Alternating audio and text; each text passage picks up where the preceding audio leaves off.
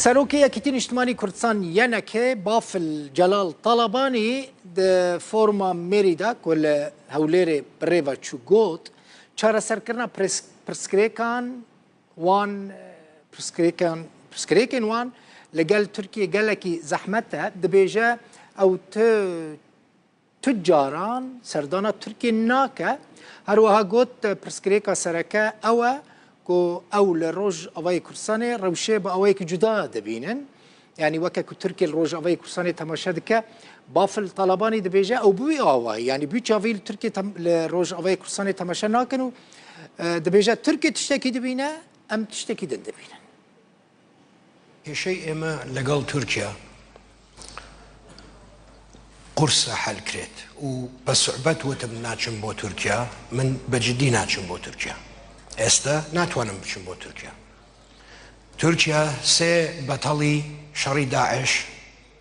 سێ ڕەفیقی خۆم شەخسی یعنی شەهید کرد لە عەربەت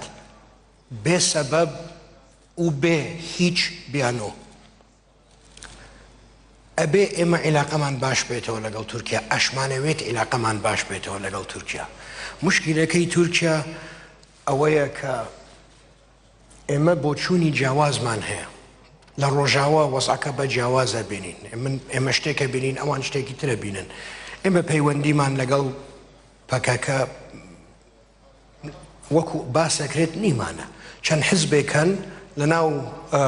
سلەیمانی گلەیان لێکرێت ئەڵێ بڕۆ دایخەن چوومەتە بەغداد لەگەڵ فایق زێدان قسەم کردووە و ئەم حزبانە ئیجازەیان هەیە ئەرێ ئایا حزبێکە توانێت بچێ حزبێکی تر داخا کە ئیجازەی ئەڵێ نەخێر بەشە بۆ تورکیا تەعن ناکەن لەو حزبانە ئیجازەکەیان لا بنەوە حکوومەتی هەرێم بێت دایخەم من بۆ دایخەم. موسسات هەیە لەناو سلەیمانی ئەڵێن ئەمە پەکەکەیە من نازانم پەکەکەیان نا بەڵام هەمویان ڕسمین هەمویان ئیجازەیان هەیە هەندێکیان لە هەولێر ئیجازەیان هەیە. باشە من بەچی حەقێک بڕۆم ئەم شتانە داخەم